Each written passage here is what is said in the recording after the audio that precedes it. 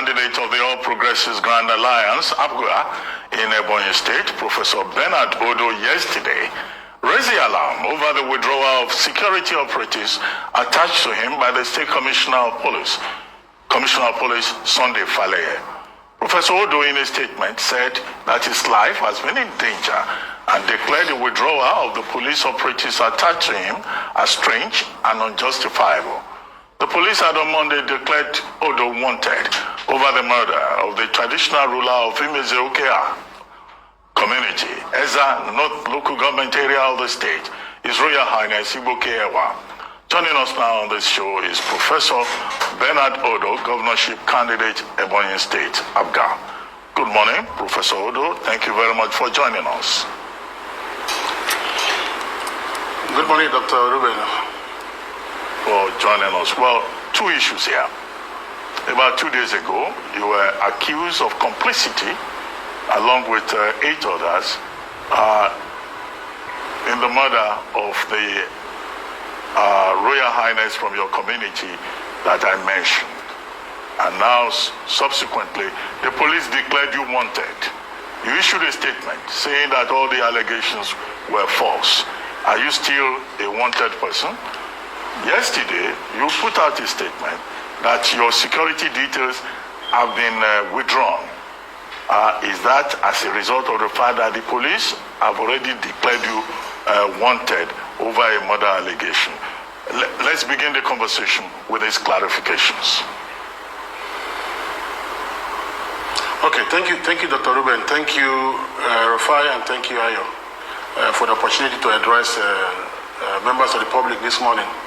First of all, let me give you some background.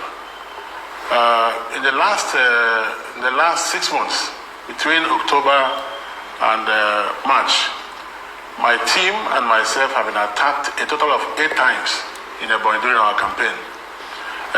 Most of these attacks were orchestrated by government officials. In one of those attacks, 2 of my security officials were killed.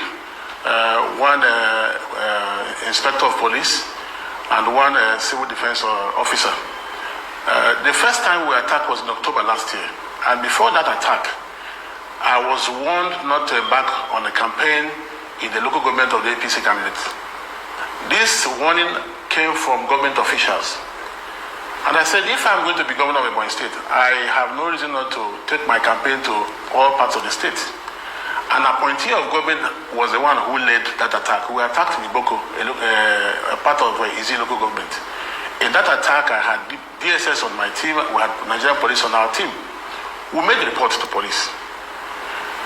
In February, the one that took life of 2 officials also took place. Initially, we were attacked. My vehicle was riddled with bullets. I lost the civil defense officer who drove that vehicle, lost a police officer who was on our convoy. Again, we made a report. Up to now, no investigation, no arrest was made. In February again, we went on a campaign in our local government, the local government of the governor of the state. His officials, with branded vehicle of his campaign, attacked us. They shot at us for more than 30 minutes. It took the intervention of the CP and the DSS official to rescue me from that incident. The attack has gone on up to 8 times. We have made reports, we have made complaints, addressed press conference. I was in a channel last year, I was in AIT, I was on a rise. No investigation, nothing has happened. The one of last week was a rude shock. After the election on Saturday, on Monday night, I was watching the election results on Channel TV. Some people ran into my compound and said our traditional ruler had been murdered. I was shocked because none of us expected a thing like that. I called the CP and said, we have an incident in my community. Our Eze has just been murdered. He said, okay, that he will send the team immediately. The next morning, we gathered in the Eze's compound. In fact, the entire community up till now, we are mourning. By 3 p.m. that same day, I got a letter inviting me by the police. The next 20 minutes, I got a call that the CP wanted to see me. I called my lawyers. They raised concern because in the past, politicians who had different opinion to the state government, had been charged with Trump of charges of murder. If Alain Sokore last year, the senatorial candidate for Labour Party, was detained for 2 months over trumped up charges like this. So when I sought counsel advice of my legal team, they said no, that I must seek legal processes to protect myself, that the whole of this thing going on is political. Because our campaign has generated a lot of momentum. The people are pushing forward to vote for me in the next election. But all of these are politically motivated. So I had to seek legal redress. First of all, we filed enforcement of fundamental rights, filed a restraining order from court. While this was going on, police declared me wanted. I issued a press statement. This Eze that was killed is my own Eze. He's a father to me. When I was attacked at Ntezi, he was one of those who came to console me and prayed for the soul of those who had gone. I don't have malice with him. We have no quarrels. Our community is calm. The last election, my community was the most peaceful. There was no quarrel, there was no incident. So it baffles my imagination how a state government will go to radio as early as 6 o'clock on the morning of this murder to declare that I am the one who have killed Eze. You know, so it's strange. It's all politically motivated. But today, the place is so oppressive and repressive. The place is not a place where people can express themselves. So simply because I'm in this race for governor of Ebonyi State, I have received all kinds of attacks from the state government. I don't have issue with anybody. Our campaign is issue-based. So they are haunting me because of my view and opinion about governance in Ebonyi State. In the last 8 years, our poverty rose from 56% to 82%. While I was in government, I constantly argued against policies that were going to escalate poverty in Ebonyi State. At some point, I felt my opinions were not needed, and I resigned from the government. And from the day I resigned from government till now, I've had constant battle with the government. You know, so this is the background of what has happened in Ebonyi State. DSS is investigating the same matter. They have my statement. They have not declared me wanted. So it's strange why they would declare me wanted just about 72 hours to election, where I'm a candidate of a party. So this is the background of what is going on in Ebonyi State, and it's important that I address the world to understand what is the real issue behind all that is going on in Ebonyi State.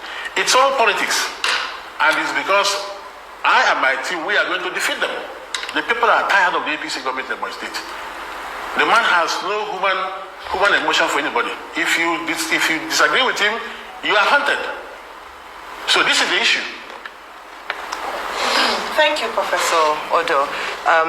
And you said that the DSS hasn't declared you wanted, but in response to Dr. Bati's question, are you still wanted, whether by the DSS, whether by the police, or is it just the state government that announced on radio that you are wanted? Are you wanted by the security agencies, any security agency? Well, that's what they said. That's what they said. But there is a court order restraining police from harassing me. So they say that I'm wanted. I don't know what that means. All right. As a follow-up question to that, there was something else you said when you were speaking with regards to an appointee of the government being the mastermind behind one of the attacks that you'd endured. And this is something you've spoken about before in a previous interview. Since you've been able to identify this appointee, have there been any steps you've taken? I can understand some limitations you might have in terms of, with the governor himself, but with his appointees, they do not have immunity. Have you sought the police's intervention? Have you reported the case to the police? What are some of the things you've done? I know you said you're seeking legal redress, but there are certain matters you can report to the police. Have you done that, and what has been the response of the police or security agencies? Absolutely, we have written reports. In fact, the attack in Ahoza, the 8 persons who led the attack against us, who shot at us, we know their faces, their names were known. We did a petition to the police. We listed the names of all those who attacked us. None of them have been arrested. No investigation has gone on. As I speak now, they are moving freely on the street. They are known. Our petition is before the Nigerian police. We listed the names of these individuals. Nothing has happened. I'd like to ask you, what role did Ebubeagu play in most of these 8 attacks you complained about? That's one. And number 2, Since you've been put on this wanted list, you said you're in direct talks with the Commissioner of Police. Have you been able to get the understanding of the Commissioner of Police as regards all of this, or you've stopped talking to the Commissioner of Police? No, I have spoken twice with the CP, and they said this is the issues around this matter. I am willing to send my statement to the police. I have no hand in the murder of the monarch from my community. I have no issues with him, no malice. And if you said people pointed fingers at me and listed names of those who came to kill the man, I have no hand in it. I have no issues against the man. I said, we have election by weekend. Allow me to face my election. I don't have any issue with anybody. He said, I must come to the station. And already I have intel that the idea behind coming to the police is for me to be arrested, detained, and the magistrate court will arraign me the next morning. That's why we sought legal interventions, because it's all designed to get me off the way while the election goes on. So I have reached out to the CP twice. I was also in the office of the IG, and we submitted our court order restraining police from further harassment of myself. To allow me to run my elections. I don't have any issue against anybody. There's no criminal record around me. I served in government for 2 years and 11 months. No criminal record, no charges, nothing. I am in this race because I believe I have something to offer our people. And because the government today is scared of my emergence, they have done all kinds of things to stop me, including assassination attempts. Two officers were killed working with me. No investigation, no arrest. So what kind of society is that? I don't have any protection. Is it a crime to run for public office? Okay, so it is the public that will decide who becomes the government, not one man in government house. Professor, so that's why I'm asking, what role did Ebubeagu play in most of these 8 attacks? And secondly, Ebubeagu, yes. As it is now, how are you being protected? Ebubeagu was the major menace until the court disbanded them. But even as the court disbanded them, the governor has gone ahead to set up another one he called the Neighborhood Watch. They have stockpiled every community with arms. They are threatening people every day that if you are not going to vote for APC, you are going to be haunted and shot at. So he has replaced Ebubeagu with the Neighborhood Watch. Ebonyi is hostile now to all of us. If you speak to the candidate of PDP, he will confirm my position. If you speak to the Labour guys, they will confirm my position. In terms of protection, I don't have any police with me now. The DSS has assured me that they will send their men to come and support, to come and provide all the support that I need. But I don't have any police support at the moment. Okay, Prof, you started with APGA, on which platform you are trying to be a governor now. From APGA, you moved to People's Democratic Party, and now you are back to APGA. But what is interesting about your political profile is that the same Governor Dave Umahi that you are saying has no milk or has no trace of human feeling in him was the same man you served as secretary to the state government from 2015 to 2018. Yes. So what went wrong? Could it be because you were not his choice for the gubernatorial position on the platform of the APC for the 2022 election? And now you found accommodation again in APGA. And in any case, what's your strongest proposition for the people of Ebonyi State? Is it the fact that you are from Ebonyi Central and you think it is the turn of Ebonyi Central? Or you are just on a vendetta mission to see if you win, you will try to deal with the man you now say has no human feeling in him, having been your benefactor, ironically. Okay, thank you, Dr. Ruben. First of all, let me state something clear. In 2015, I ran for Senate in APGA. The governor, sometime last year, confirmed before the public that I won that election, but that they rigged me out. He invited me to serve in his government and secretary to government. I was never a member of PDP. I joined that government on 29th May.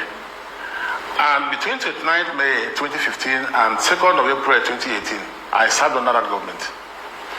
Constantly while I served, we differed on policy direction. Why did I differ with you on policy direction? My idea of governance is to improve the well-being of the people, improve opportunity for people to become more prosperous, opportunity for quality education, opportunity for health care, opportunity for enabling business environment, and freedom of expression. All of these, I had different standards on issues around all I have listed. We argued for over 2 years in council. In fact, much of where the state investment has gone to in the last 8 years are investment that yields no return to the people. How can you be in government? Between 2015, poverty rate grew from 56% to 80% under 7.5 years. These were the reasons why I left the government. And I've been critical of these same issues. I don't have any personal matter against the governor. I value and deeply appreciate that he gave me opportunity to serve. But my loyalty first is to the people, not to the governor. So I don't have personal matter with him. I don't have any personal issue with anybody. My position was around policy issues that will better the life of our people. Insecurity and killing in the boy, communal war, there is undue government interference in the life of our people. The government wants to install all leadership in public sphere and private sphere of the state. Communal crisis is at its highest record ever in the boy history. People have been killed in such a phenomenal way in the last 7 years. So I differ with him on policy. I don't have personal issues with him. And that's why I am running for this election. I am running because I have the exposure, I have the training, I have the competence to provide governance that improve the well-being of our people. I am not running on the basis of Central where I come from. I am not running on the basis of where my village or my center and my zone. I am running on the basis of what the boy needs at the moment is to reduce our unemployment rate is 82%. So if you have this kind of numbers and no effort is made to address these numbers, then it calls for serious concern. And that's why I'm in this race. When people understand what they need and they understand who can best address their need, let the man allow us to operate. This is democracy. Even under the military, it wasn't this way in Ebonyi State. So I don't have personal issues with him. I'm grateful to him for the opportunity to serve under his government. But my loyalty is to the people of Ebonyi State, not to him as the governor. That's my position on that. All right, Professor Odaloh. A few days back, your director of media, Mr. Charles Otto, had released a statement saying that you had uncovered a grand plan by the Ebonyi State government to rig the elections, which was meant to be on Saturday, now postponed to next week, Saturday. In fact, you put a sum of 7.8 billion naira, which had been pegged to bribe officials of INEC, security agencies, and the likes. You had released this press statement, and I'd like you to just give a bit more detail in terms of the uncovering of this grand plan to rig the elections in the favor of the APC, and also what has been done. I know you've made efforts to report this, but what has been done in this case? And then also you talk about 82% in terms of unemployment rate. What are your actual plans to solving or tackling this problem?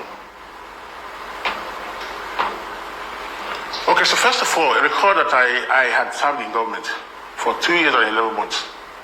In this period that I served in government, I built relationship across the borders, across the divide. So I constantly get information from government. And the information we had about their plan to rig the election is accurate, is correct. They have marked that sum of money to disburse under the guise of an empowerment program. But all that fund is meant to use to rig election. That was why we brought it to the public.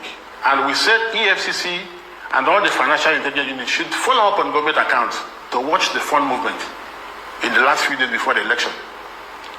The last election in Ebonyi State is also marred with all kinds of confusions. In my zone, someone would have been declared a senator-elect without constitutional requirement on that election. Same in the South.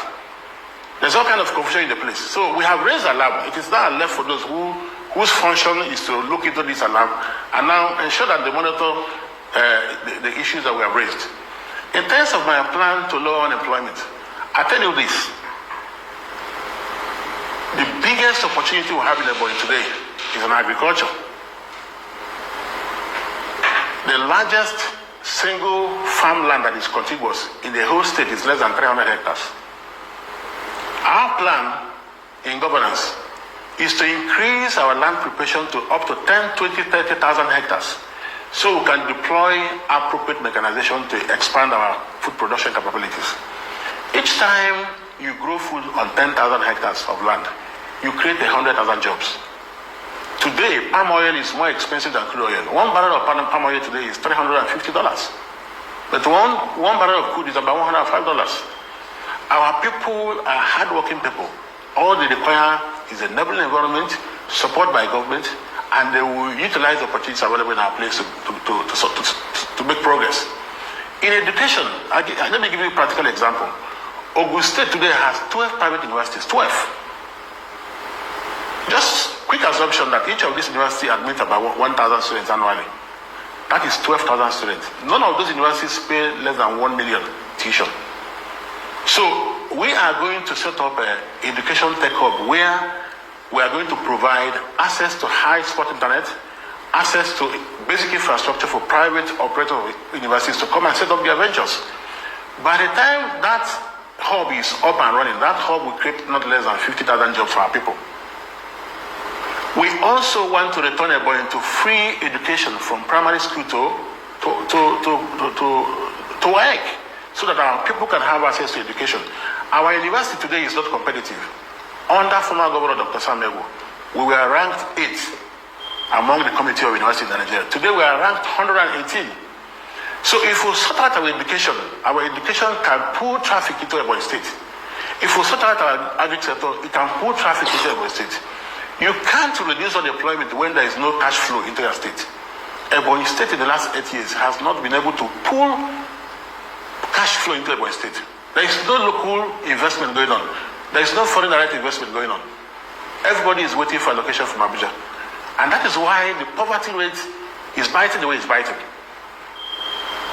On the ease of doing business, we are ranked 26th. My vision for Ebonyi is that within our time in government, we must rank within the first 5. Making our business environment competitive and driving traffic to Ebonyi is what will bring about change in our poverty demographics and increasing prosperity for our people. So my role as the governor of the state when I come on board is to make Ebonyi State a place where people are enabled to engage with their potentials, to engage with their opportunities. This is what we want to do differently. Well, thank you very much, Professor Odo, for joining us on the morning show.